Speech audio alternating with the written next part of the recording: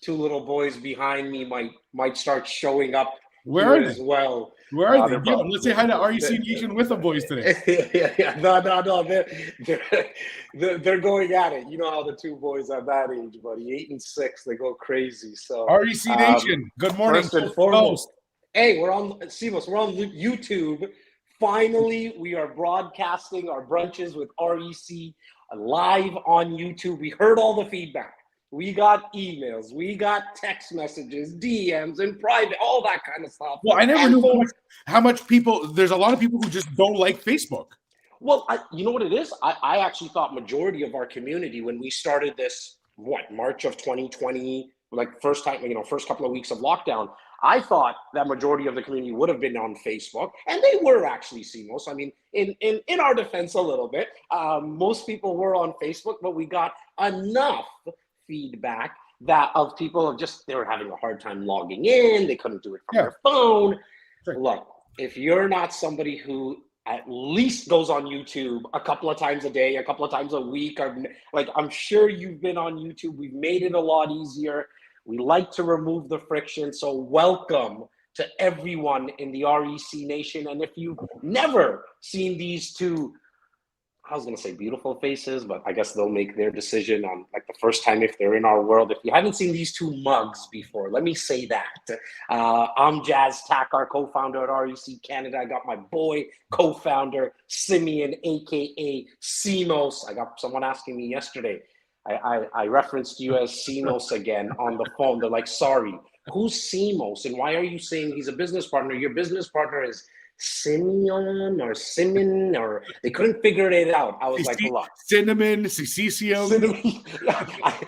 I was like, listen, at the end of the day, my boy does not care what you call him as long as you call him. So I'm putting that out there on a regular basis for you, brother. But if you are new to our world, this is Brunch with REC. Happens every other Saturday. Once a month, you get to see both myself and Simos, but you get to see us on all the other social platforms, I'm sure, a couple of times a day. Hopefully you're not tired of it. The second brunch that happens in our world, again, which will be live on YouTube, is done with our REC investment coach, Tyler Tai Walburn, where he sits down with someone that is actually either going through the process of making an investment, or they've done it for the first time, they've done it for the 100th time. He actually documents their journey of how they got their first 50th, 100th door. It truly is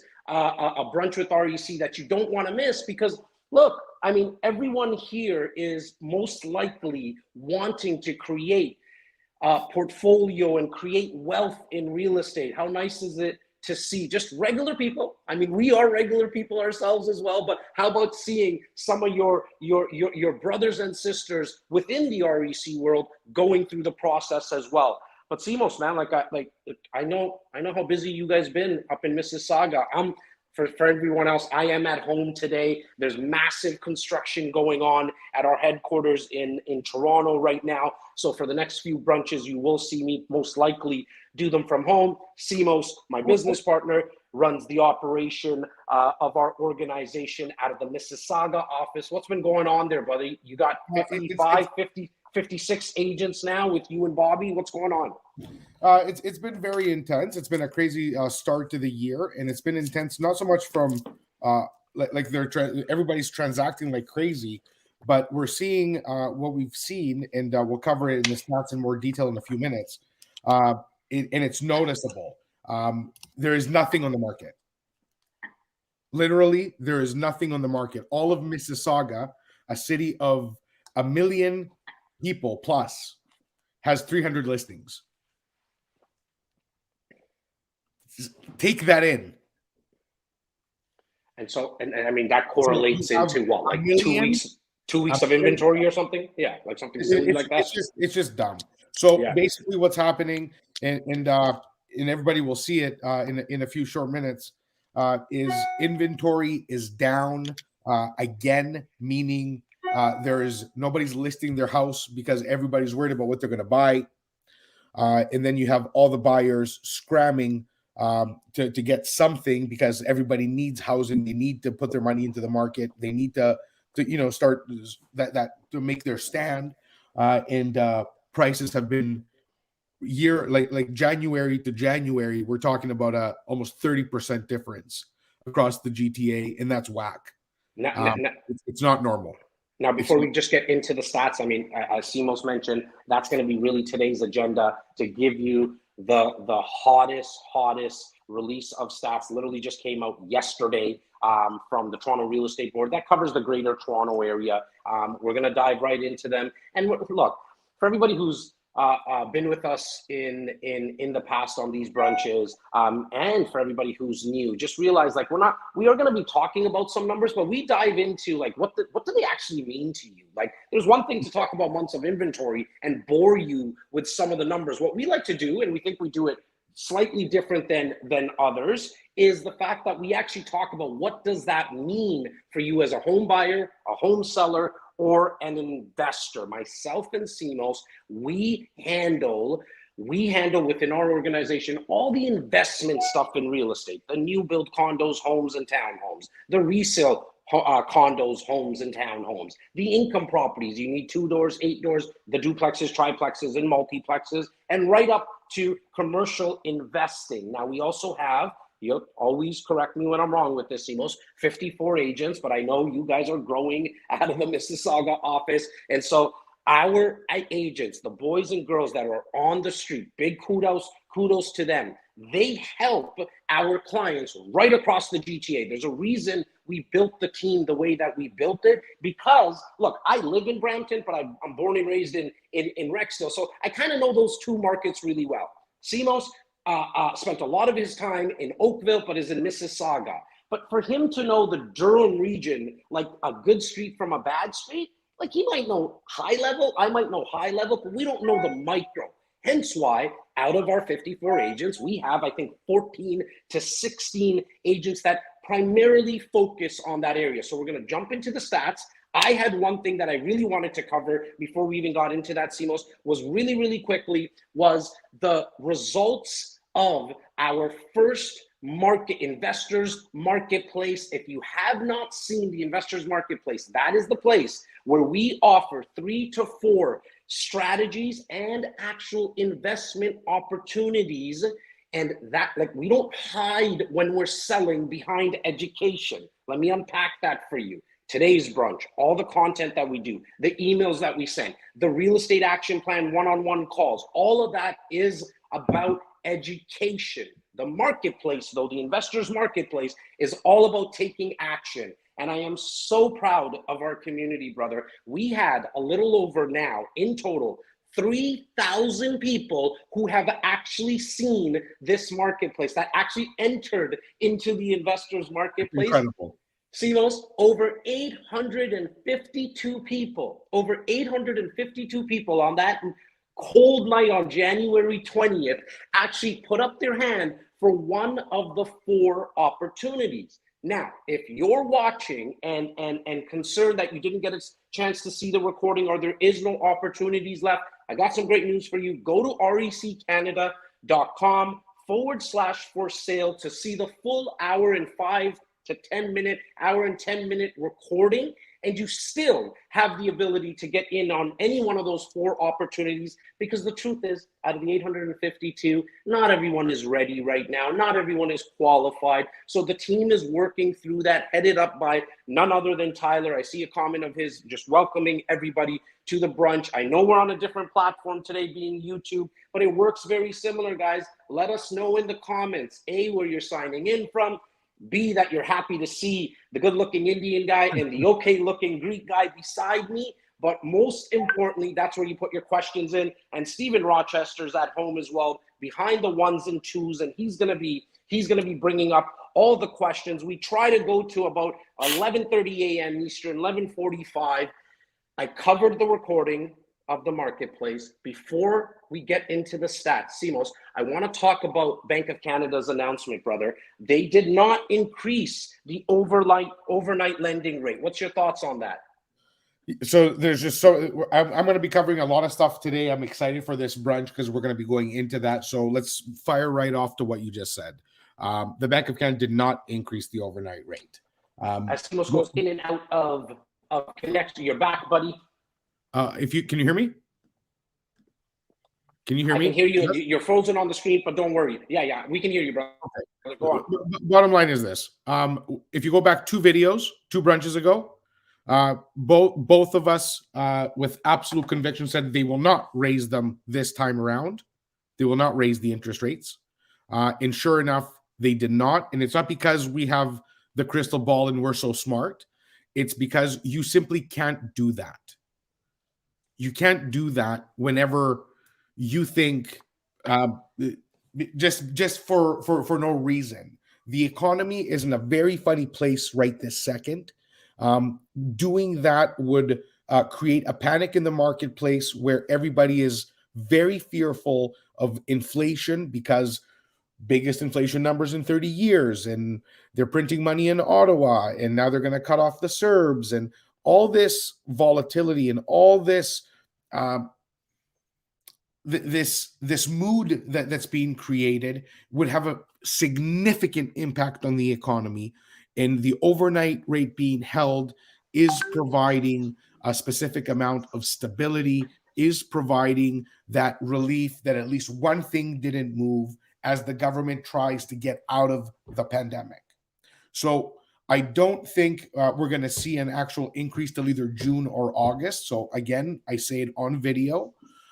My prediction is as things stabilize and the economy reopens more robust and more fully, there is going to be an increase, and it's going to be either in June or maybe in June and another one in August, September. And those are going to be a quarter point each, bringing the total to still historic low levels. I do not believe the real estate investment market, the end user market will be affected by mortgage rates this year or into next year for that matter. We do have the low interest rates are here to stay for now until there's other significant economic factors that change.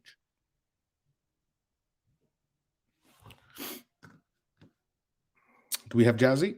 If we don't have Jazzy, we will wait until he's back. I am going to cover some of the stats meanwhile as we do go along. Give me one quick second. And what I'll do is I'm going to start kind of with the quick overlook in all of the Toronto Real Estate Board.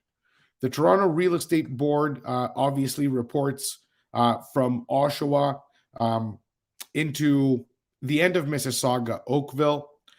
And what's happening is that other real estate boards start reporting data from there, but TREB is the biggest board in North America. The data here is going to tell you the overall health of Canada's biggest market. And of course, you can gauge the temperature of where things are going as a result of it. Now, would you jump, just because I was going in and out, Simos, I was hearing you in the oddest robot voice. I'm just glad that it was just me hearing that. I mean, I think you have a nice, sexy, sultry voice, but what I was hearing on my AirPods was so not. just can we check in with our crew? Is our live stream? I did. Are we okay? I heard everything from Steven as well, that everything's good to go. I think we would have seen a lot more comments. It was only on my end. I thought I was going crazy. But where did you end off on the stats, buddy? Like, where did you get started? I haven't even started this. So all awesome. I did is I gave a detailed comment to the Bank of Canada. And my anticipation is we are going to see 1 to 2 increases between May and August. Yeah. We're not going to see anything until the economy is back open. It's fun.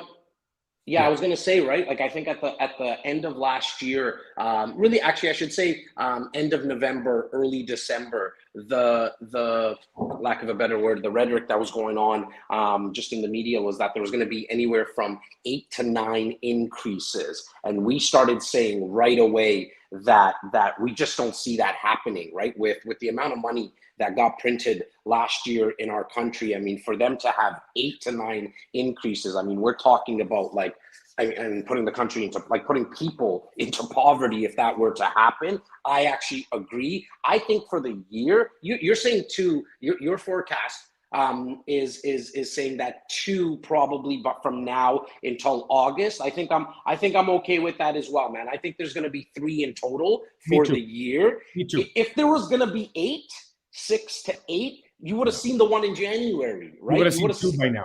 100%. Well, and their next meeting is not till end of March, early April. And just to put it into context for everybody, even the increase, let's say they're going to meet in March, April. I do believe there's going to be an increase, and I think it's going to be by about 0.25%, 1/4%. What that really means to you as a buyer or an investor is on an average of a $500,000 mortgage. So if you owe $500,000 on a mortgage and you're on a variable rate, or you're thinking about buying a property and you're going to pick up a $500,000 mortgage, it's an increase of about $65 a month. Now, I'm not saying $65 is $0, but in the big scheme of things, it's not that much of an increase. In fact, if the $65 is going to make a big difference, you shouldn't be buying. You should just be holding off. Come up with an extra down payment. Come up with more money for a down payment. Try to stomach a lower type of home. Like if you're looking for the 2,800 square foot home, maybe you come down to a 2,000 square foot home. Maybe you're looking at a detached and you need to work your way up the property ladder and start off with a townhome or a semi-detached. I'm sitting in Brampton right now, so I can say this, and it's a lot of my culture that does this. Instead of keeping up with the Joneses, they try to keep up with the Sings here, because if their cousin bought a 3,000 square foot home, they need to buy a 3,100 square foot home. It's silly. It's nonsense. It does not make financial sense. So even if the rates do go up, you're probably looking at about $65. If they do it 3 times over, you're probably, a little over $200 a month that those rates are going to change. Your payment's going to change from what it is now to the end of the year. So just to that though, there's another view to that, Jazzy, that we have to be respectful to, because it's true. So to the investor, to the existing real estate owner, whether you're an investor end user or somewhere in between, yes, the extra $50, $60, $200, $500 when rates change is one thing. But what does that mean to the new buyer? It cuts affordability. Meaning, if you were going to get approved for $750,000, you're not going to be approved for $732,000. If they go up again, $699. If they go up again, you're down to $674. So what that means in a market that has scarce inventory and prices jumping out of control up, and your affordability goes down, you're further landlocked into getting real estate. You're not going to be able to get it as easy as you would if the rates were low. 100%, not as easy, for sure. I completely agree with you in that sense. So there is an impact. But also when you unqualify people, you do see lower demand. So it's this whole cycle. It's all one vicious cycle. It's all one ecosystem. There's always action and reaction.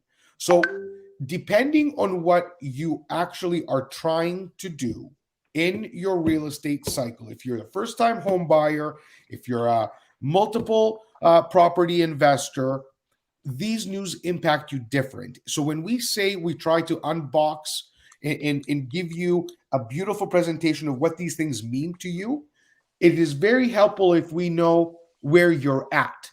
So in the comments right below us, we're on YouTube, type out where you're at. Meaning, I'm looking to buy an investment property. Oh, I'm 24 and I'm looking to get my first condo. Or what are your circumstances? So we can serve up the stats, because the interpretation of the stats are different for different goals and objectives. Now, which is just to finish the point, which is why at the REC, everything we do starts with what we call a REAP, a real estate action plan.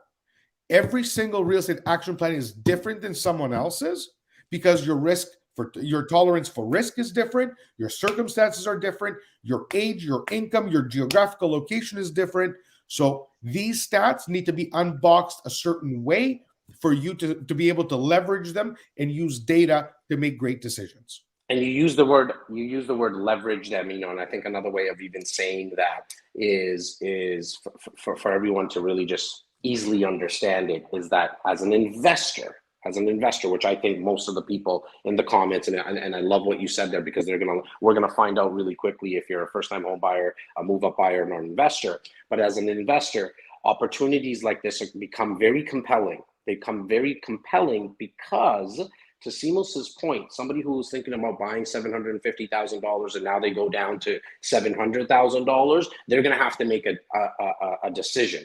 Do they come up with extra money down? Are they going to want to stomach a less of a home? Or, from an investor's perspective, and where the compelling opportunity lies, is that a lot of them stay as renters.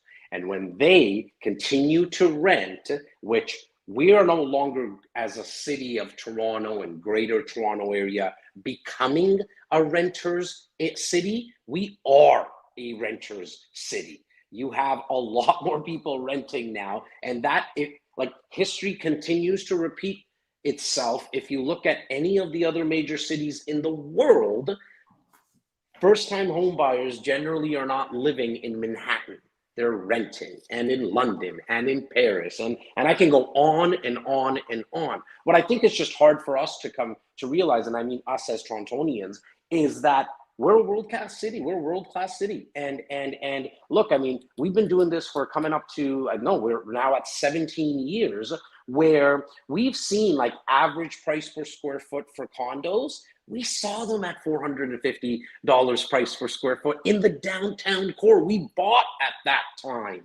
And now, on average, in the downtown core, you're flirting around $1,600, $1,650. Like, I'm not talking about the Uber Lux in Yorkville either, guys. That's over $2,000 price per square foot. Just well over $2,000.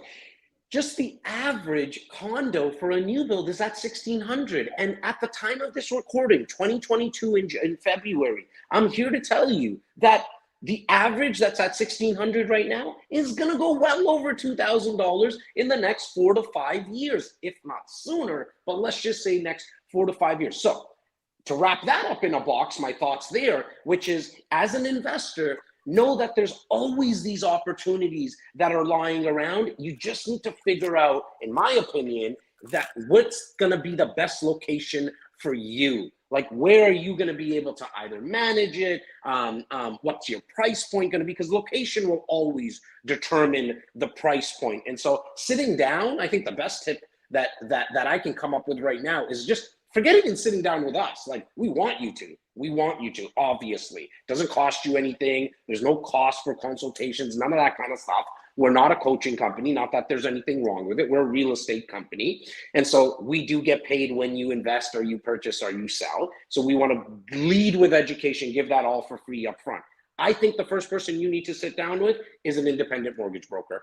He or she is going to be able to tell you not only what you can afford from a purchase price perspective, which is important, but they're also going to be able to, a prudent independent mortgage broker is going to be able to really lay out a plan in terms of, okay, for this property, the costs upfront are X, but more importantly, your monthly ongoing costs are Y: the property tax, the mortgage payment, the condo fees, the insurances. And if you're going to be living in it, then you need to put in the utilities and what's your insurances and what's your grocery bill, what's your internet bill. That whole picture is generally drawn out very, very, very well with an independent mortgage broker. So let's move to the stats, brother. Where do you want to start? I mean, it's the same story. We are going to cover them, but I mean, it's just not it's not changing for the better. It's getting worse. So what I did is, am I able to share my screen on this? I think I am, right? I'm not sure. Steven, maybe you can let us know if we can share screens. Yeah, I can. I see it. I see it. Awesome. Yeah. Go. Do it up. Share screen. See, once I do everything from a phone, there's only so much access that I can have. And I told you one of them is going to be making share. Featured. Steven, are you seeing my window? There you go. We're good. I can see it now, Silas. Go ahead. Look at that. Yeah. Just call me the technology wizard, bro. Oh yeah. Trying to put Seamless out of a job. Sorry, Steven out of a job or something, bro. Right. I'm sick of it. Okay, what do you got here? So what I did is I got the email yesterday from the Toronto Regional Real Estate Board. And I mentioned earlier, Toronto Real Estate Board is the largest real estate board on the planet. It's the largest board in North America, obviously, if it's on the planet. But the data that gets aggregated out of this market today literally tells the story of a continent. It doesn't tell the story of Toronto. It tells a story of the health of the market, because if you look, if you speak to any of our brothers and sisters in the United States as a whole, that economy is roaring. The housing market down south is roaring. So what we're experiencing in Toronto is shared across all the major capital markets, all the major housing markets. Exactly what we're seeing here. Low rates, absolutely an insatiable appetite for real estate. We're hearing stories like exactly what's happening in Toronto is happening in Austin. Austin has seen growth of the tech sector exactly like we've seen it here. And it's become a magnet, just like Toronto in the States, for the whole world. So people are graduating from the finest universities, heading straight to TO, starting to San Fran, to Austin, to New York, to the major markets. Florida's a big one there right Florida now too, right? is huge. Right now we're seeing, again, unsurpassed demand. The prices that were bottomed out back in 2008, which is now an eon ago, 2008, 2009 with the financial collapse, have not only rebounded, they're at historical highs right now. In Toronto right now, we're at historical highs. Not rebounded. Rents, let me cover rents because I'm sharing my screen. Let me go down to rents because I was looking at that. And for the first time in 2 years, I can tell everybody with absolute conviction, not only did the downtown market that we spoke to so much to because of the pandemic, because when the pandemic first came, downtown, you could shoot a cannon through King Street, through Bloor Street, through Young Street. So we had a tremendous amount of a spike in vacancy over a 6-month period that had not ever been seen before. And that has now not only been backfilled, but we're talking about 2,100. Here we go. 1 second. Average 1-bedroom apartment rent. Q4 2020 was 1,800. That was in the middle of the raging pandemic. Q4 2021. So up to December last year, back to $2,100 for a 1-bedroom. Yeah, and I think that's still going to be going. Like if you looked at what was happening pre-pandemic, so February and January of 2020, and then like all of 2019, I think the average for a 1-bedroom downtown Toronto was probably closer to about 2,300 to 2,400. But it's nice to see now these numbers. Well, I'm not talking about downtown. This is the entire Toronto real estate. Well, there you go. So now, do you have a slide that tells us just downtown Toronto? I'll pull up Toronto in a second. But but let's put that into perspective. When I say you could shoot a cannon through the city, when in the middle of the pandemic, I mean it, because Q4 2020, we had 33,000 rentals available. Q4 2021, we have 17,000, half. So if anybody, just stop listening to nonsense news, start understanding, get the real data. And really quickly, Seamus, when you say stop listening to the news, you know what I think of more of it is just stop reading just the headlines. You know that those tickers that run at the bottom of the news station that's in everyone's offices? Like, it's just a headline, and you need to dive into it. I mean, if there's only one thing you get out of today's brunch is go dive into it and ask questions. Continue, brother. So if anyone, like, you don't need Brunch with REC to get these stats. Yes, I'm here to present them. Yes, we are going to discuss them and analyze and interpret them. But if you as a conscious investor, as a homeowner, If you don't understand that the GTA went from in the middle of a pandemic, 34,000 to 17,000 in a busy market, what is that going to do to rent rates? Right now, we have finished serving over 60 rental increases for our clients' portfolios as every month goes by. And they're going from pandemic rates when we were giving away a VCR if you signed a tenancy to VCR. What the heck? You remember that? At least say free internet. You went back to VCR, bro. Go on. You get a free VCR. I remember when I was 20, it was 2000 because I was born in 1980. So in 2000, when I moved to Toronto, I was ripping around. Where was I? Eglinton and Leaside, Laird and Eglinton. You're at Danforth. Let's call it where you were. Come on. No, but Laird and Eglinton, it's Leaside, just above New York. Yeah. And I was driving. We were at there's a Canadian Tire and the Mercedes dealership. Yeah. And I was just looking for an apartment, and all I could see was these signs. You get a free 19-inch TV if you sign a 1-year lease. A 19-inch screen. Yeah. Hey, but you know what? We laugh now, but what was it? Like maybe August of 2020, September-ish of 2020, we needed to start getting creative too, right? Yes, like, we did. We had to get creative to get people in there, and we did. I mean, I think in the month of September of 2020 alone, I think there was like 72, 73 clients of ours that just came to close on some of their new build condos, right? So that was interesting times for sure. Where do you want to go? You want to go to you want to go to the condo? I got Toronto market right in front of me on my desk here. So okay, I mean, take it away, Jesse. Yeah. Okay. Well, look. I mean, let's just quickly talk about Toronto market. It is my favorite stat to always look at. Is the months of inventory, to the word that Simos used earlier, that the market is roaring. What I like to just kind of dive into that, because I mean, it is obviously doing that, but I think some people who might be new to real estate in general, they might not know why that's happening. And obviously, one of the main reasons is because there's lower interest rates. There is always the factor that you want to look at is supply and demand. Broken records, we're going to sound like this forever and ever and ever, because like economics 101 is supply and demand. We got a lot of people that still want to be in Toronto. They want to be there for work. They want to be there for lifestyle. They've always grown up there. They don't want to move out of the areas because their family's there. And that's the number one stat to determine what the supply and demand is looking like, is months of inventory. We're still 1 month of less than, I apologize. And just so everybody understands, whether you're an investor or an end user, real estate, seller, but real estate is a game. Yeah. And you have to know the rules if you want to win. You have to understand the rules. You have to strategize. If you're just a guy or a gal looking to get into a home, you're not fancy, you just want your home, it's your right, it's your privilege, call it what you will, you want to get into a home. If you don't know what's going on, how are you going to make a proper decision? Well, that's where you get burnt and you spend, you know, we've seen it, man. We've seen people lose hundreds of thousands of dollars.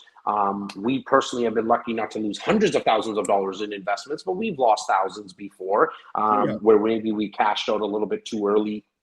Hence why we talk about the buy and hold strategy so much. Back to months of inventory in Toronto right now, we are at 0.85, which essentially means 3 weeks and 3 days. So if no new homes came on the market as of today, if no new homes or condos in Toronto proper, meaning 416, it would take 3 weeks and 3 days for all of the inventory to sell out. That is, I mean, have we seen it less than that? Yes, only during this last year and a half, 2 years. Maybe the lowest I've seen it is like 0.65, 0.75. So it's still flirting right around the same number. So understand that the months of inventory is still under a month. One of the reasons that we're seeing the average price point in Toronto, taking into consideration all home types, condos, townhomes, semi-detached, detached, we're at $1,073,000, which is up 23.9%.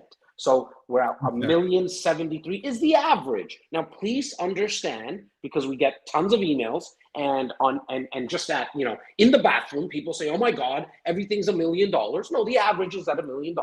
That means that there is still a lot of properties that you can still get into in Toronto for 750,000. 700,000, 800,000. They're not everything is $1 million, and at times there's still cash flowing. You just got to figure out how you can add more value to these properties, and that will be a different brunch at a different time, and we'll dive into that.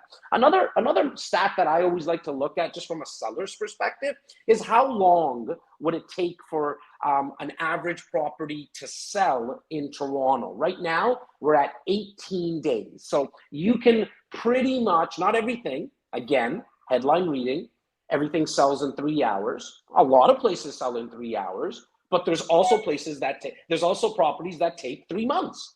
Hence why we're flirting around 18 days somewhere, right? And why does that happen? Because sellers, I can't say it any more blunt than this, they get greedy. And I don't mean that in the most negative way possible that word sounds like, but I mean that, look, if I was going to sell my property, I'm going to try at a higher price as well right now, knowing that there's no inventory. But most of the time, properties are staying on the market because the seller's just asking too much money, or it shows like garbage. Like they put no time, effort into staging, prepping the property. We with our clients like to take the tact that is priced slightly under what the comparable homes or condos have sold for, so you can drive up interest. You want more showings, meaning more viewings of the property, which will then generally speaking draw out more offers. When you have more offers, you not only get a higher price, but you get more of a firm deal. Really quick case study just got sent to my phone like literally 43 minutes ago from Sumit, one of our agents. Big shout out to Sumit Tagar. Big shout out to Sumit, man. That kid is killing it. Well, I mean, there's a reason. It's because his beautiful partner, Poonam. I mean, she's the one who I know they're watching. And Sumit, look, we really like you, but without Poonam, like you're half of a human being without her, my man. So big shout out to Poonam as well. But even a bigger shout out to Lisa, one of our insiders, Lisa McKegg. I apologize if I mispronounced her last name. Calls us up, speaks with Tyler 3 weeks ago, maybe 4 weeks ago, could be a little bit longer. Also, really quickly, I have to give a shout out to BV & Co., which is our friends Ray Voza and Joanna, for the introduction to Lisa. Lisa calls up Tyler, gets on a call. They have their conversation. They have their real estate action plan. Okay, this is actually going back 2 months. I apologize, because Lisa wanted to assign that condo. She wanted to sell it. Okay, take the agreement of purchase and sale before she closed on it and sell it to another investor. Tyler, after really asking a lot of questions, told her to close on it herself because she did have the funds. So she closes on it, and then she lists the property. Simos, I don't know if you know this story because I just got it 42 minutes ago, buddy. She sits down with Sumit, and Sumit says, I think we can probably sell this for about $490. 1-bedroom condo in Kitchener, 635 square feet. We probably can sell this for about $490 because your show's a little bit better. She says to Sumit, if you get me $490, you're a rock star. They put it on the market.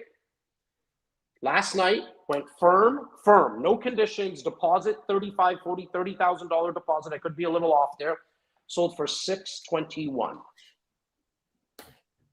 Firm. $621,000 it actually sold for. So when we're talking about getting a property ready, and there's Sumit, Poonam is the whole thing, my support system. There he is. I knew he would be watching today. And so just understand that when you're selling a property, there's more than just putting up a for sale sign and then hoping and praying that it sells. So let me give some different scenarios. And that's a great example of a market that, unless you can think anything you want, but at the end of the day, the market's going to speak. And if you use the right team and the right strategy, you're going to be the benefactor both the buyer and seller, meaning the buyer got the home that they wanted at a price that they were comfortable with. Sorry, Simos, can I just quickly cut you off? I didn't mean that because I want to close off this Toronto, right? Course. And then we can move on really quickly. Do not forget your thought. Write it on your desk if you have to. Good, bro. When we spoke about headlines, guys, the one headline that's out there a lot, that sales are down 15% in Toronto. Sure, they're down. We don't have a lot of inventory. We've had 2,247 sales in the month of January alone, just in Toronto. So people here, I've been doing this for 17 years, guys, okay? Almost 2 decades. People hear that sales are down and they hear that values and the real estate market is going to the shits. Like you've got to dive into why did sales go down. Sorry, Simos, continue. We're done Toronto. I was talking about selling. And we've had some major successes the last few days because the team is in and out. It's busy. So let me give you a couple of scenarios. Sumit just kicked some butt, but we're listing. I'm not going to use real names without their permission. A very close legal professional trusted us with the sale of their in-laws' home, and this is a 1,500 square foot condo, Old Toronto, and basically. They're like, okay, well, what are we doing for strategy? Are we pricing it for $1.99 and getting an auction and doing all the things? I said, and this is our own client, but as everybody knows, we're not on the street, so we give it to our seniors and they take it on. So I had the call. So I'm speaking to somebody who I respect so deeply because this legal professional has guided us through some of the biggest hardship of our lives, and now it's my turn. To serve him in a professional way, where yes, he's the most amazing litigator of all time, but he's not a broker on the street for almost 20 years. He knows his role, and we know ours. And my advice to the legal professional was very simple. I said, let us take a look at the market for a week in that specific corridor. Let me see everything that's happening. You calling me out of the blue, telling me this, I'm not going to give you a strategy without getting my numbers. I pull the numbers. I pull the activity over the last 6 months, over the last year. And we did find, of course, the trends that guided us to a decision. Every single person who tried to create an auction effect in the building got lower prices than the people who priced them appropriately for the market. Why do we think that is? Well, I will tell you that the average age in the said building in Old Toronto, 1,500 square foot condo, as you can imagine, has the average age in there's probably 70. Why? Because they've been there for 30 years, or they moved in there and they need the space because they downsized from homes, but it's a senior building. It's not an adult lifestyle community. It's a condominium tower that attracts seniors. A senior is not going to engage in any nonsense. They know exactly how much they have. They're typically almost guaranteed on fixed income, whether they're millionaires or not. They're not working. If they had a lot of money, they're on fixed income with their bank planner.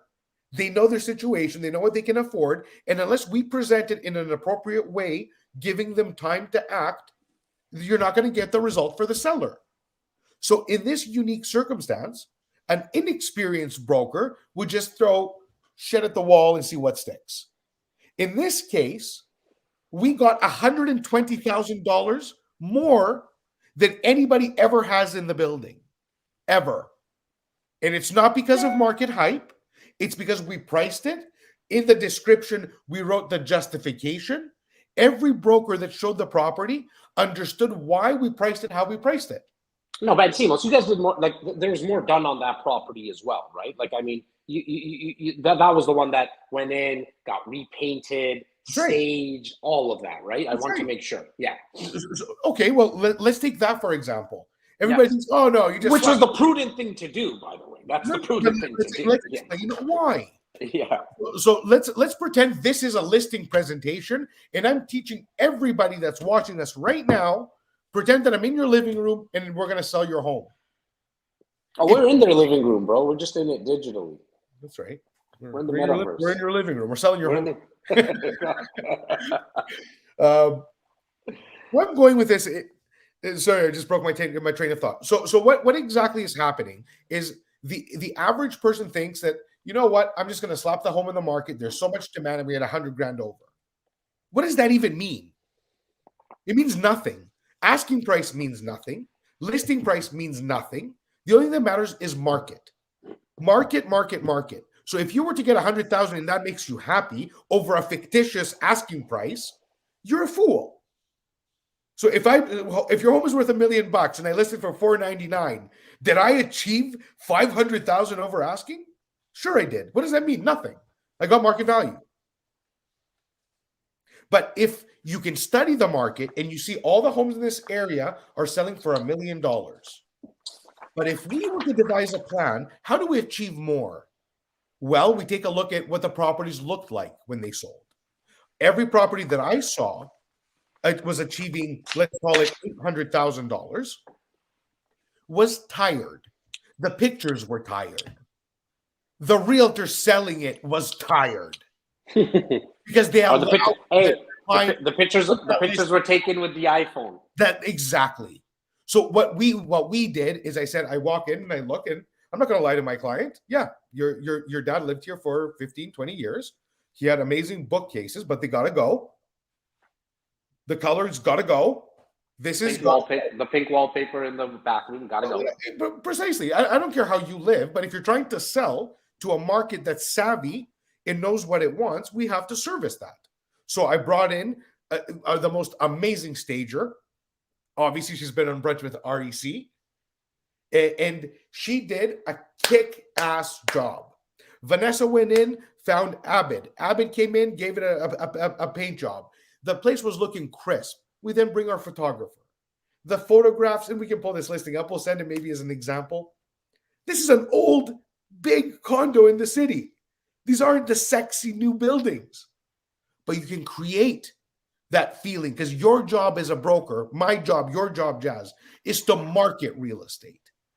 Is to make your property look the best that it can, present it the best that it can, where somebody wants to live there because they feel that that property speaks to them and it services their needs and it is what they want. That is our job.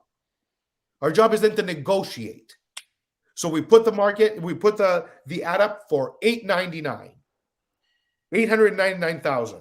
The highest price in the building ever was $790 or $792. They never reached the 800s.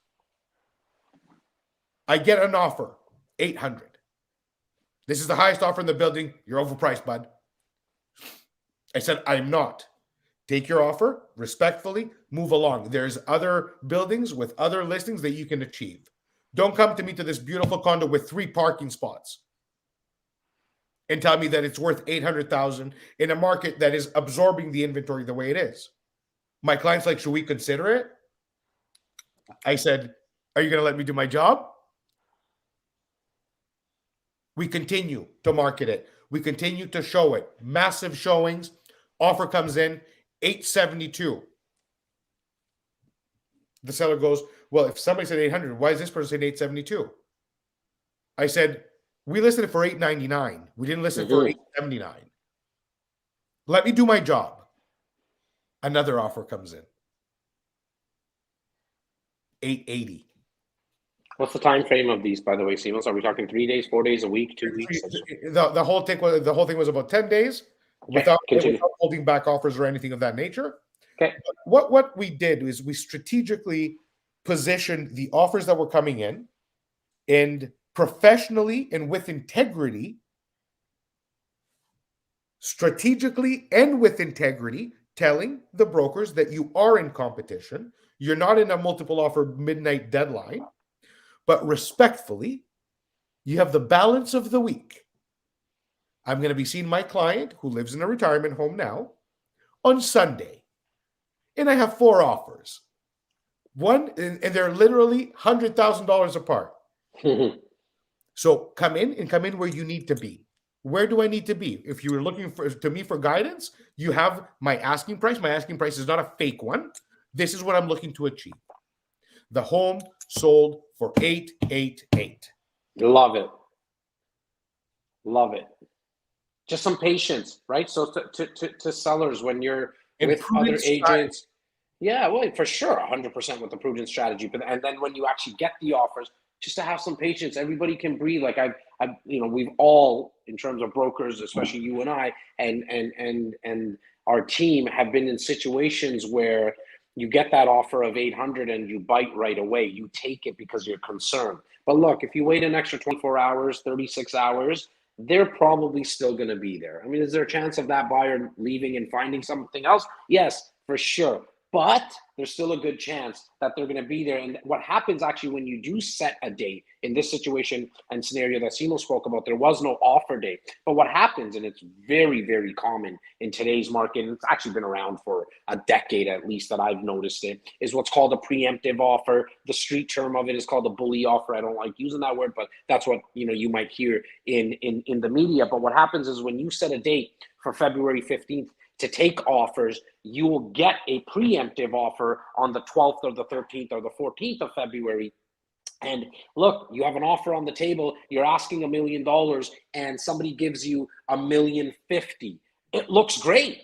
I understand that. However, if you're just patient for that 24, 36, 48 hours, what can happen is those people that gave you that $1,050,000, they're going to be there still. They're going to be there. Let's get everyone to the party. More people to the party. They start to see that there's more offers, and we all have this. Not just my 8 and 6-year-old. We as adults have FOMO. We're always in that fear of missing out, and then the emotions get involved on that night of February 15th, and it ends up selling for 1.150, and sometimes it's the original person at $1,050,000, or sometimes it's just someone coming out of left field with a much higher price. Now, Simos, in terms of for the sake of time, why don't we do where you're sitting right now, Mississauga, because there's some blaring numbers to me there, and then I wanted to touch on also Durham and Brampton. So those 3 areas are like. Are you able to share them on your screen? I don't have them up here. It's okay, so I'll talk about it, and then why don't you just kind of commentate on it, man? I mean, Mississauga, first and foremost, we're literally at 2 weeks and 2 days of inventory, right? Mississauga's in a crisis. Say what you will. Look, 300 listings for 1 million people is a joke. Yeah, this is bad. 11 days on market, average price point is $1,150,000, but you're at 2 weeks and 2 days, months of inventory. If you're a seller thinking about possibly selling, you're going to be on the market on average for about 11 days. Let me speak where I'm sitting, which is actually even in more of a crisis, in my opinion, Simos. You're looking at less than 2 weeks of inventory in Brampton at 0.42. Less than 2 weeks of inventory. Average days on market, 6 days for a seller. So comment to that. Mississauga, Brampton, border Georgetown, and Milton. Okay, that's where Peel region kisses halted. So Peel, which is Mississauga, Brampton, if you go just to the west, Brampton borders to Georgetown, Mississauga borders to Milton. Highway 401 in the middle. Okay. Georgetown, they released the Project McGibbon, 160 units, not a big building. I had a few of my top clients got in. How many worksheets? 800 worksheets. Yeah. What are you talking about? So they sold the building 6 times over.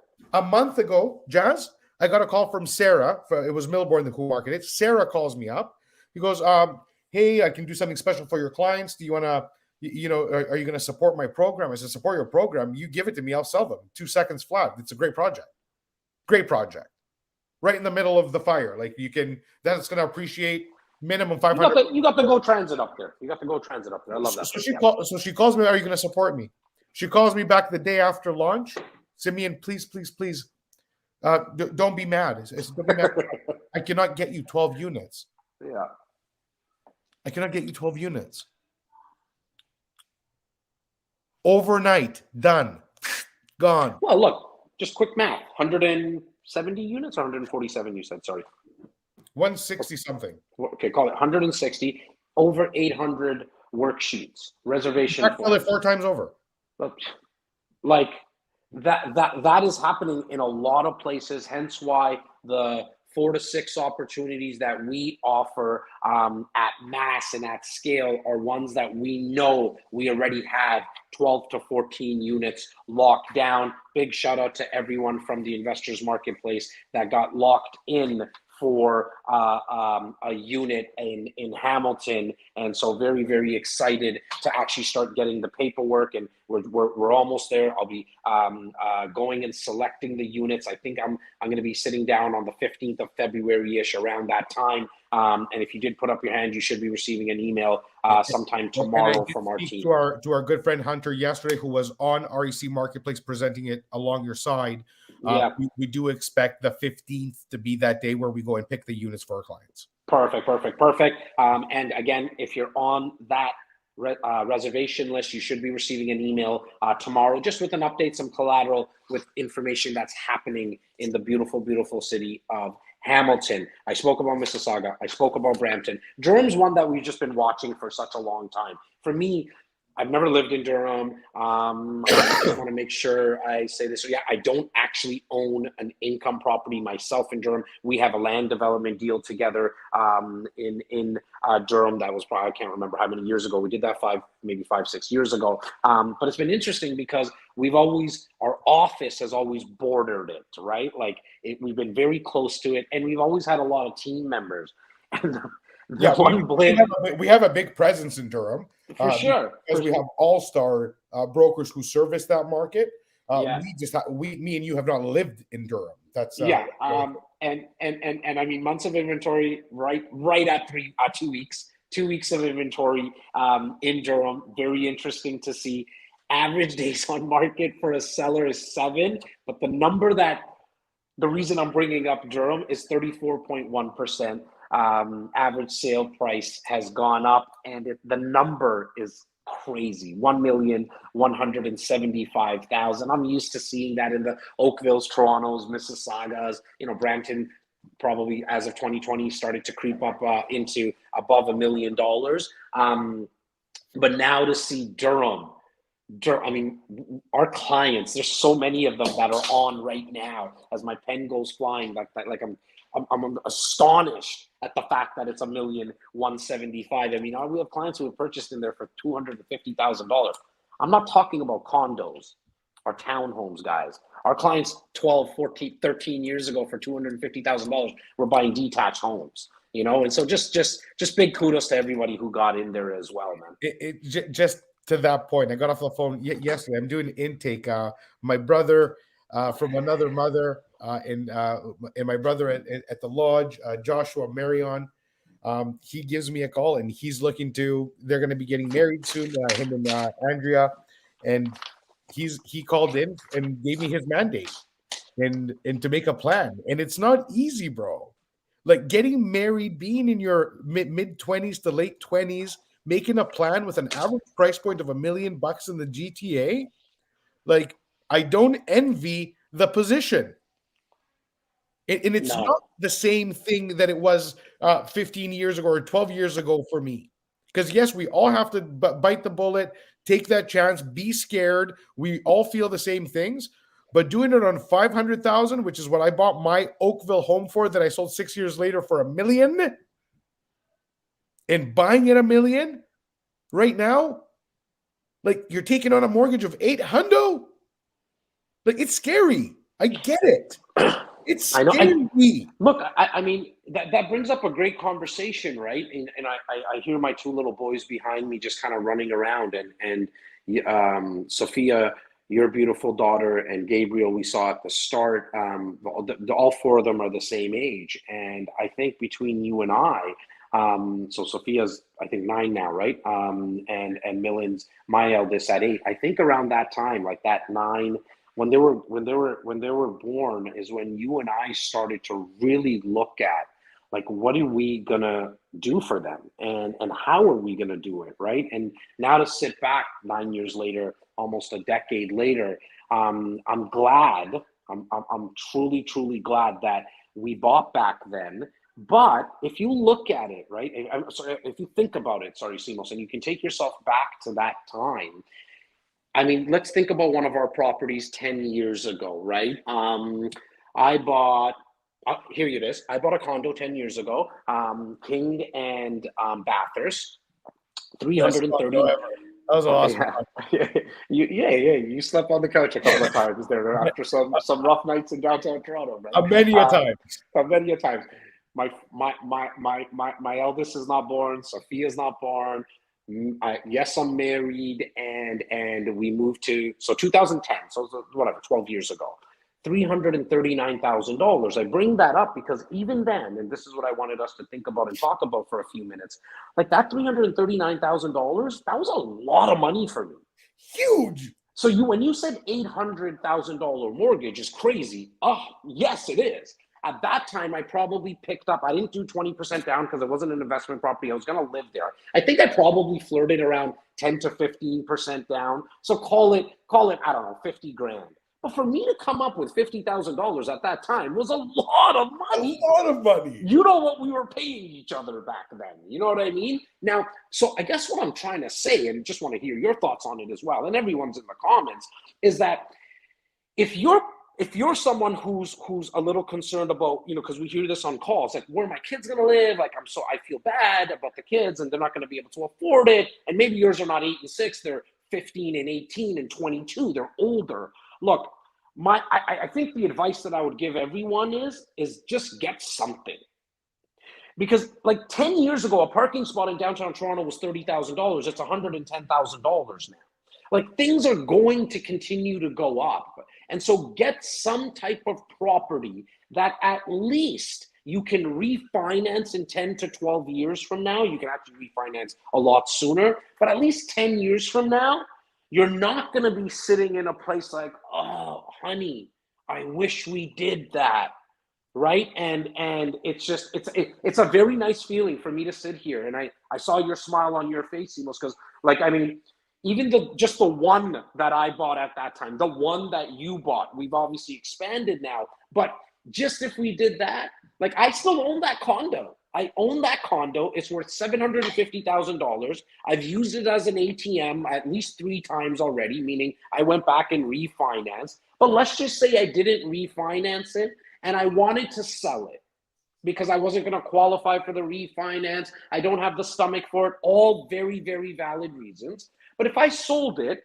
I would have netted out because my mortgage, if I didn't refinance, it would probably be flirting with about $150,000 mortgage left on it. I'm selling it for $750,000. The $600,000 net proceeds that are going to come into my pocket, right? I could give $300,000 to one boy, $300,000 to the other boy. Side note, I always tell them you're not getting any of my money in terms of it all depends on how you treat me. So that's a different conversation. We're not going into a parenting webinar. Why don't we have, guys, in REC Insiders, why don't you share some properties, where you bought them, for how much in the last decade?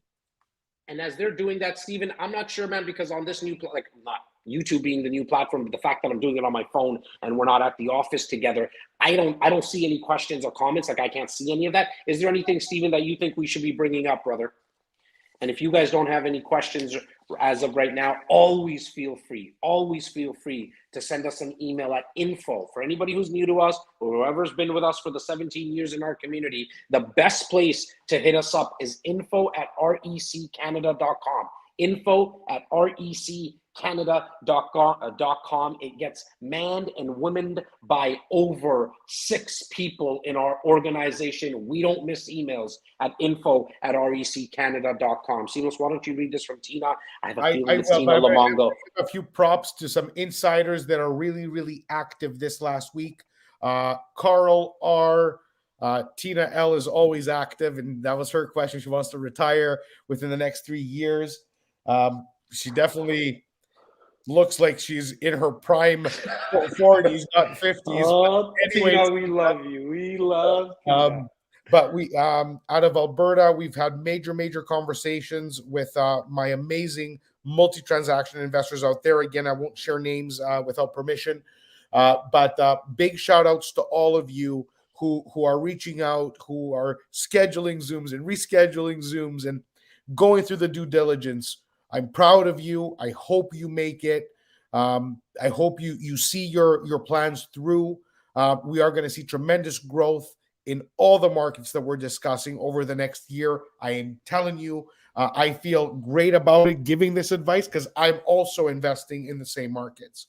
So I'm just very, very proud of you. Going to some questions. Stephen, can you please pull up Tina's question again? She was looking for some advice over the next 3 years. Income replacement, producing properties, passiveness that generate a monthly income. And there is tons. If you are looking for passive investments, like meaning using your RSPs to invest and produce monthly income, our very, very good friends, are very established, strong, and governed great friends at Equiton can put you in their balanced fund where you do get an 8% yield year over year and some growth. It's a hybrid model where you participate in the equity growth of their portfolio, but you do get paid an 8% yield, and you can take that as income and pay income tax on it, roll it back into your RSP and defer it for the future.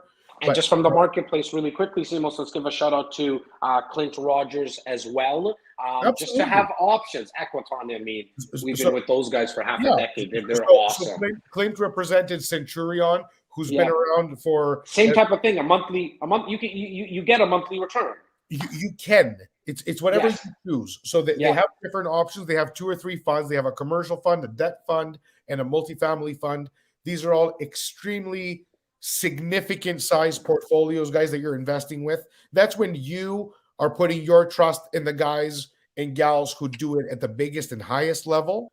So if you are not a landlord, you're not cut to be a landlord because you like to go to Florida 6 months out of the year or whatever the case, don't keep your money in ridiculous bank mutual funds. It's a dumb strategy. See a wealth advisor. I don't care if you have 10,000, 30,000, or 30 million. It doesn't matter. Don't walk into the counter at the bank and get your advice from a kid in his first suit that's told what to sell. Don't do that. If you need a referral, we can give you. I don't care where they work. RBC has some of the best advisors. BMO has some of the best advisors. I know them. They're my friends. But they're just selling you their own products, right? And that's why I think independent brokers are the an best. Advisor, if you want to stick to stocks and mutual funds, no problem. If that's what you like, but get proper advice from proper advisors that have been doing it for a specific amount of time at the highest level. When we recommend Centurion or Equiton, these are the players who steer the game nationally. Graybrook, Equiton, Centurion, all the CREIT, the Canadian Real Estate Investment Trust. There's so many big ones. Those are the ones you want to look at. What are they doing? And act accordingly. Meet your goals. Tina, you can do it.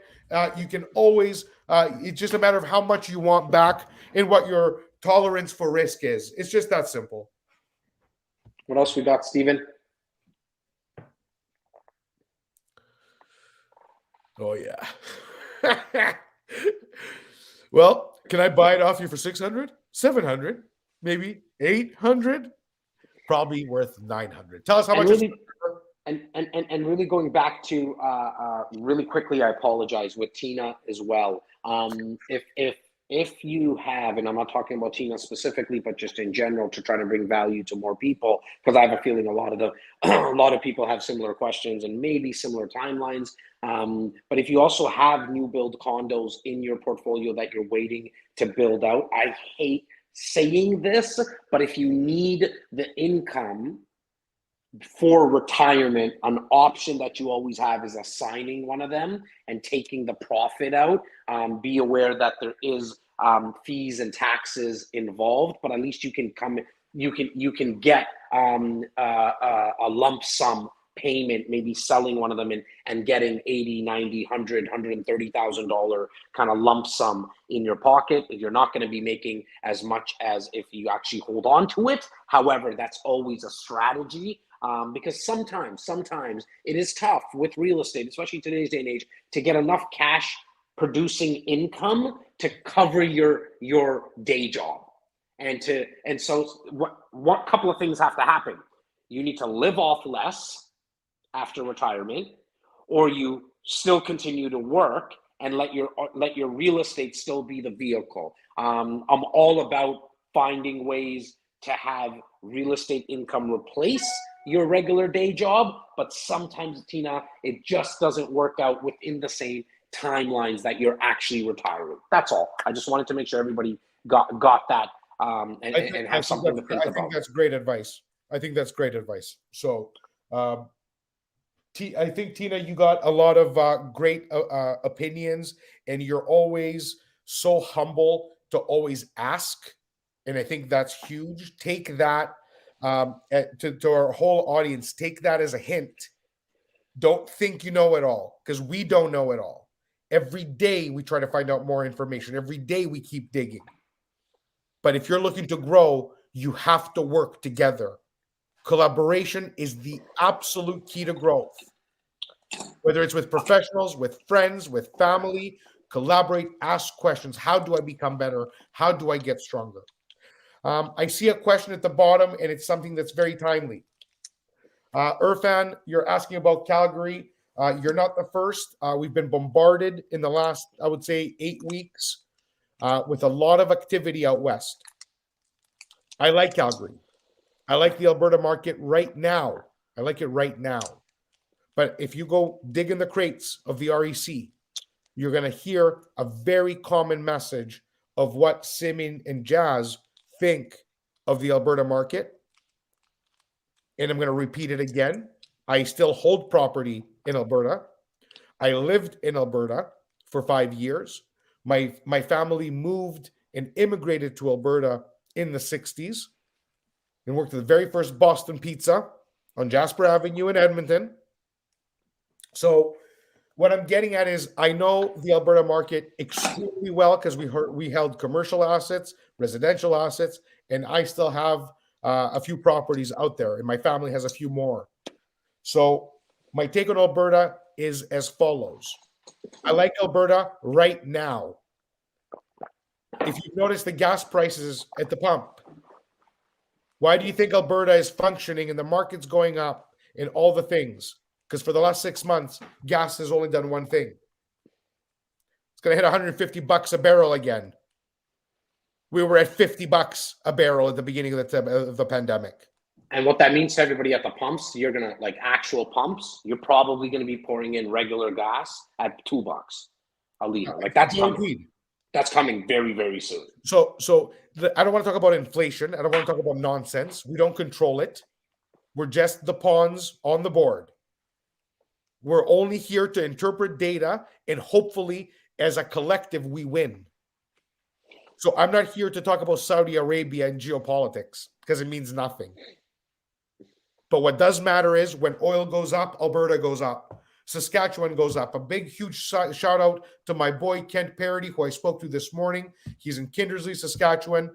He called me to laugh and cry. He just had his knee blown out by a steam pipe and he cooked his knee when he was eating some A&W breakfast, laughing it up. Childhood friend, but huge shout out to Alberta. But again, I like Alberta right now. What I don't like about Alberta, what we don't like about Alberta is the absolute cyclical nature of the market. They're commodity driven. It's a good thing. It's why Albertans are a rich province. Their wealth, they stand on it every day, whether it's oil, forestry, water, all the things that Alberta produces. But when you're tied to commodities, your fate is also tied to the market. And when Saudi opens up taps, oil goes down. Saudi shuts them, all these crazy things and the conspiracy theories of ups and downs and whatever. I don't care what does it, but your market's tied to it. So if you want to invest in a safe market, Alberta is a safe market, but don't try to time that market. Don't you got to play games in that market. If you're looking for an overall win, you can buy real estate on the moon. You'll win. Yeah. You'll always win when you buy real estate. But Alberta's cyclical nature is terrifying. It's volatile many, many times over and over. So in the short span of 41 years that I've been on the planet, I have seen, we moved to Canada, back to Canada when I was 15 years old. So between 15 and 40, right now, 25 years, I have seen at least 5 cycles. So that's a 5-year cycle on average in Alberta. Anybody? You know the sign that says, prove me wrong? Prove me wrong. And just for comparison purposes, in the GTA, you've seen a slight dip in values about late 08, early 09 because of the financial crisis, and we haven't really seen any real dip in the GTA since the early 90s, mid 90s. So you have that consistent growth continuing, and it's based on really the service industry, because we don't manufacture a lot here. We don't have a lot of natural resources like the gas and the forestry and all that. Ontario does have manufacturing. I'm saying GTA. Yeah. So Southern Ontario, different market. For me, I mean, I'm looking at the GTA as a whole. And if we just went through a time where our biggest asset, one of the biggest assets that we have in the GTA, which is the restaurant industry, just the service industry in general, that was closed. And believe you me, the first couple of weeks of lockdown, first couple of months, mid-March 2020, mid-May-ish, I was on pins and needles, like, holy crap. Like, it's all shutting down. Like, it's all shutting down, these service industries. What's going to happen?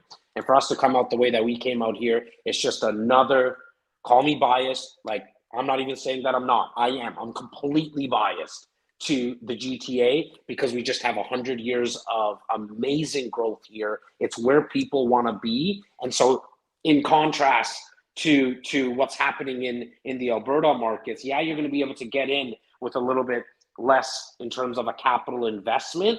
I mean, the price of entry, the cost of entry in Toronto and the GTA is higher, but there's a reason for it. 100%. There's a reason for it. However, I'm going to go back to the question. I'm going to go back to Calgary. Calgary specifically, right now, Calgary specifically right now, I have a meeting set for the 13th or 14th or 15th of this month. A meeting, 2 of GTA's biggest developers is Minto and Greywood. I'm meeting with the executives of Greywood a week and a half out. I met with their team regarding 3 developments in Calgary and getting some exclusive incentives, etc. I believe in the market of Calgary because the mayor, who is one of your paisans, the mayor of Calgary is probably one of the best mayors in Canada, has been serving that community with vigor in trying to change its dependency to oil. And he's succeeding, bringing in technology. So the data exists as to who's moving to Calgary, what that economy is made of. Of course, they still have a huge dependency on energy, on oil and gas. But they are doing something about it. Edmonton has been doing a heck of a job, and they are changing. We're following this closely because, as our good friend Michael Saraceni says, invest where returns are best. And I don't want to say I'm not biased because I've made a lot of money, and so has Jazz. We're very, very blessed because we've invested where the returns are best, and that's in Ontario. So and GTA, and go right into the market of GTA.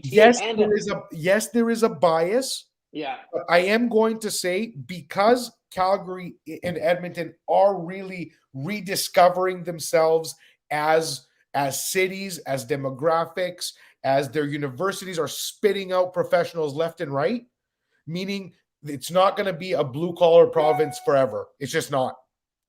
And not to say that you need to not look at other opportunities inside the country. In fact, I think you should be looking right across the world. 100%. Hence why I just bought in Florida. Right. Everyone here knows. I mean, we bought in Florida. Yep. You know what I mean? And 20 of our insiders now, 22 or something like that of our insiders are going to Florida, to your point. Invest where the returns are best. Our insiders posted. If I'm able to come through with a deal that makes sense, because getting a rental guarantee that you're paying for up front doesn't mean shit. Everybody here, I think, is smart enough to know a rental guarantee is only good if you're not paying for it within your deal. Yeah. It has to work because the developer believes the market can service that rental guarantee. Because if you have a rental guarantee at $4,000 a month, but the rentals are at $2,200 a month, you're just an idiot. Yeah. You need to dump it. Yeah. So if it makes sense, we're going to be doing a lot of due diligence. But by the end of March, Sorry, by the end of February, by the next brunch, I should have an update on Calgary. See where we're going. Yeah, to see what's available. We'll always let you guys know here in terms of brunch or the emails. Make sure, because now we're on YouTube, guys. Well, so now we're open to the world. If I get this data quick enough, how about our investment coach, Mr. Ty Walburn? He'll have that in takes the community through a pro forma. How about that? He'll have that on his shelf, meaning in terms of what inventory we have, and the inventory in hand is always a lot better than what might be coming. So just kind of keep that in mind as we start to release more and more opportunities. And unfortunately, if you're not getting our emails, that's the way that we communicate. It is the way that we communicate with our now over 10,048. I know the exact number, 10,048 REC insiders that have been cultivated for the last 17 years. Stop capturing your mom and dad in the number, bro. Oh, wow, they have to be. My mom, that's why I tell people, like, when you're on my Instagrams and all that, press the follow button. Like, my mom loves that kind of stuff. 2 quick questions. Let's get to Simos and Steven. Steven, can you quickly bring up the question in regards to lot sizes? And then after that, bring up the question. There was another question about buying and holding condos. So the first one was, how much do the lot sizes and backyards matter in GTA price rise? They matter a lot. People want backyards. If you can get a bigger lot, in some areas in the GTA, it's not even the house that they're pricing in. They're only pricing in the lot size. Just basic supply and demand on lot, like on backyards and lots. And so very, very important. If you're ever looking into a new subdivision, I'm sitting in a new subdivision right now, newer anyways, about 3 years old. And I made sure that I was one of the guys that had first choice on lots. I chose the lot more than I cared about the home. I needed a certain size of a home for my family, but it didn't matter to me as much as the lot, because I know this lot, even though I don't use it because I'm at work a lot, my kids love it. And Simos has a very similar lot to I do. In Mississauga, but we know that it's like, if all these homes went on the market at the same time, the home with the bigger lot and the more practical lot is going to sell quicker, and it's going to sell for more money, period. Right? Simos, you want to touch on this next question, brother? And then we'll kind of wrap it up. Steven, there's a question about buying and holding. Good long holds as well. Rajinder Sharma, all real estate are good holds forever and a day. People hear condo maintenance fees, they always go up and they always go up. Well, so does your value, bro. So condo maintenance fees, people think it's like it's one of the greatest misconceptions. Condo maintenance fees. It's one of the greatest misconceptions. If you're a real estate investor and you're buying condominiums, like us, Jazz and I, we have a lot of condos. The condos that we buy and hold, if you look at the buildings, they're either boutique buildings, they're either extremely large buildings with shared amenities, or small boutique buildings with no amenities. We don't buy parking spots. We buy central. What did I just mention?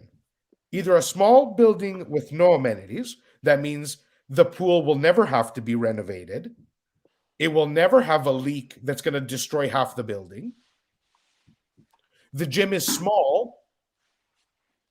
Outdoor spaces are for barbecue only. There is no riffraff, security, concierge at the door. Who do you think pays for all those things? The residents do.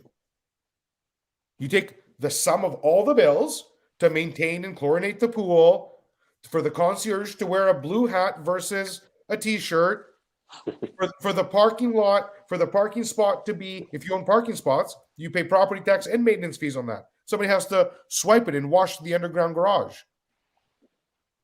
That collectively sums up and gets split across the ownership of the building.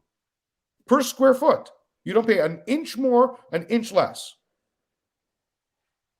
But if you're an investor, why are you buying parking if you live by the subway? Your tenant, especially in today's day and age, right? If you're an investor, what are you doing in buildings with pools that you know have a shelf life? The economic life of a pool is 20 years. So you know if you bought a 12-year-old condo, within 8 years, you're getting hit with a special assessment, homie. Did you think of that? Did your realtor tell you that? These are why these questions. So this forum right now, Rajinder, if this is what you're asking, the question is, you couldn't buy anything easier to own than a condo. You just have to be smart about it, speak to people who do it, and get yourself the best condos in the city and watch them rise. Turn them all into little ATMs like Jazz and I have done, because we have doubled our portfolio in the last 7 years using none of our own money, period. So if you're wanting to do that, you can do it. It's extremely easy to do. It takes discipline to do it, nothing more, and patience. On that note, I'm going to say this was a very fun brunch. First one where we went live only on YouTube. So if you're watching the recording of this, understand that we're only doing this live on YouTube. So if you're watching the recording, what this allows for is easy comments. I mean, YouTube is one of by far the most user-friendly streaming app, in my opinion, in terms of just leaving comments, and we will get back to you at some point to make sure that your questions get answered. However, the easiest way, just in the subject line, is info@reccanada.com. You don't need to go so formal. I say it all the time. Tyler actually loves just reading the subject lines. Big shout out to our newest staff member, Ali McCann. Ali, big thank you for everything that you've been doing in the last 3 weeks. To all our REC insiders, get ready to hear a very hard Irish accent calling you to see if you need a plumber, electrician, a painter, whatever you need, a second set of eyes, as Tyler is now our newly promoted REC investment coach. We have an Irish on staff. We have and he has a hard accent. I love hearing it because it's just so different than all of ours. So it's really cool, and just a sweetheart of a guy. He will be calling you on a regular basis, just checking in if you need anything from our concierge service, as he is your new real estate concierge. I'm being told I'm gonna have to go make some snow angels in that backyard in lot size to the gentleman to the lady who asked the question. Beautiful outside today. It's a little cold, but it's sunny. I was gonna say I went outside a little bit before, like a little earlier today, and it was freezing. So I'm gonna bundle up and go make some snow angels, as I've been told. To everybody, cannot wait to see you in person. Stop. Knocking on wood. Go. Quick poll: NFL Super Bowl's coming up. Look, for me, it's always going to be the Dallas Cowboys, so I'm going to pick the Dallas Cowboys to win it. Yeah. Okay. To our audience, the Dallas Cowboys were eliminated 3 years ago, and they haven't seen the sun since. Worst team in the NFL. I wouldn't even say another team's name. I could care less about the Super Bowl without them.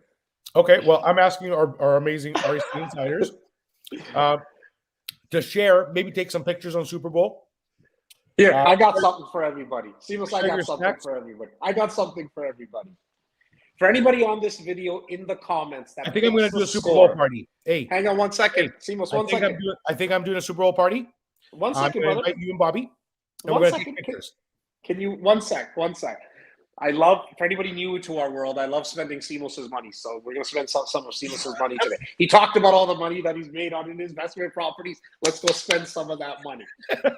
In the comments, for anybody who picks the score, picks the exact score of the Super Bowl with the winning team.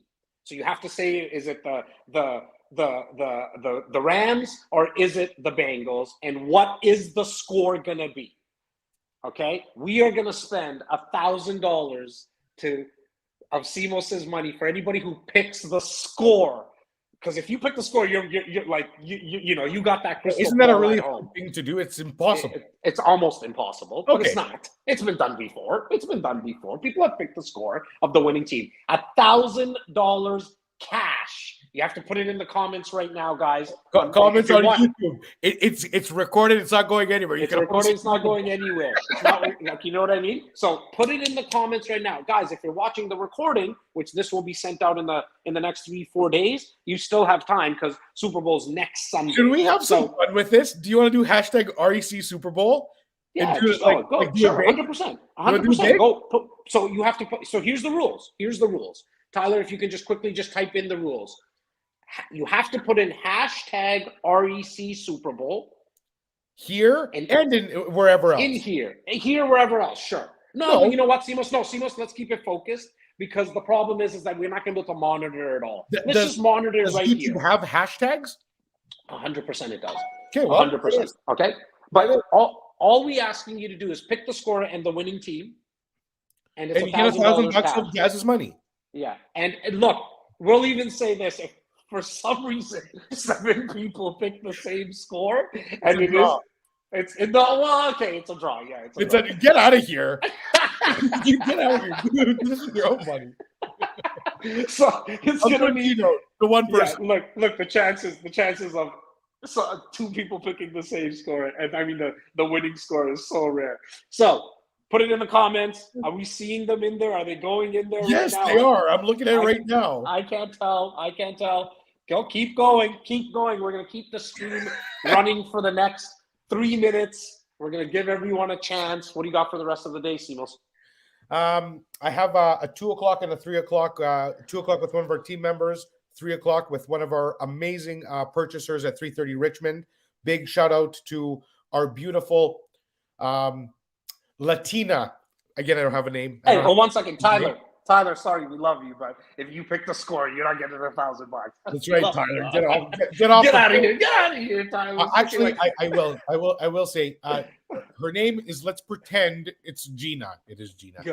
Big shout out to you. I'm speaking to Gina at 3 o'clock, but I'm going to spend the day. I'm at home, man. We're going to spend the day at home. Maybe go up to the park and do some tobogganing if it's going to be icy, so it's going to be nice and fast. Nice and easy, nice dinner, chill. Did I tell you, by the way? I don't think I've even told you guys, as we're keeping the stream running here because we want to make sure everybody who's watching today is putting in the scores of the winning team, $1,000 cash to the winner. I'm starting to shift towards, for 22 years, I've always worked on Saturdays and not a Sunday, other than like our investment seminars or summits and stuff like that. I didn't work Sunday. So I'm shifting to now working on Sundays and having Saturdays off. So like other than the one brunch that we're doing now, it's an hour and a half away. So I'm switching. I'm going to try to test it to see. Yeah, I like that. Ty says it's his beautiful wife. Throws his wife under the bus, right? We love you, Cass. Congratulations. I know, as everyone knows, there's number 2 coming in the Walburn household. So big shout out. And that Nora, that beautiful, beautiful Nora of yours. I'm so excited for her to be an older sister. It's going to be really cool to see. So yeah, I'm gonna actually be working tomorrow. So it's going to be interesting to see kind of the shift, having Friday night off, kind of like a teenager again. And very nice. And see how that pans out with the boys, because my boys had more activities on the Saturdays, right? So I figured I might as well switch it. Yeah. Yeah, that's another thing. I just checked out our new gym. We used to go to Combat Arts, which is on Tompkin in Mississauga. Big shout out to Combat Arts. You've been an amazing gym, but through the closures and everything else, it's just exhausting going back and forth, and it's a bit of a hike for us. So we just checked out a new gym called UFC Gym. It's where the reason I like these gyms is because they have the classes for the kids for martial arts, but I can work out at the same time while they're doing their class. Oh, got it. So it's not like a gym where I have to go by myself and not see the kids, because like we work so much. So I try to time everything so we're all together all the time that I'm 100%, here. 100%. So it's a really good option. Very nice gym at Burnham Thorpe and Mavis. So shout out to you, Jim, and also that's right by your house. It'll take you 10 minutes to get. 10 minutes. So it's nice and close. So we might go there maybe tomorrow, do a class and chill. But the kids were excited. They saw an octagon. They're like, I'm gonna defeat my enemies in this octagon. I'm like, you don't have any enemies, and you will be defeated. No, I was gonna say, hey, the enemies are each other. Gabriel wants to give it to Sophia, and Sophia wants to give it to Gabriel. I'm going to defeat my enemies in here. Hey, what I really want to see there is Caroline in there with you. She wants to give it to you. How's it coming? You've got a lot of them in there now. See those comments? Let's take a look. Oh yeah, it's crazy. Thank you for the great brunch. Art Raposo's all over it. Okay. Well, I'm gonna say, Simos, you always get to sign everyone off. I'm always gonna give us our score. So you pick. Okay, so I'm gonna say Bengals, Rams. You pick Bengals. I can't. I truly believe the Rams are going to win this game. I like the quarterback of the Bengals. I think he's on a nice little wave right now. I just think the Rams are home. So the Rams are home. Rams. Yeah. So here's my score: Rams 27, Bengals 17. 17-27. So I actually agree with that. If we win, the REC insiders owe us $1,000. Goodbye. No, hey, the REC insiders, the next time they see us, they get us a vodka each. If me and Silo just pick the right score. Everybody across the entire country, we love you. We appreciate you. You've chosen to be here with us, and we've chosen to be here by you. We'll see you in the next few weeks. Everybody be well. Bye.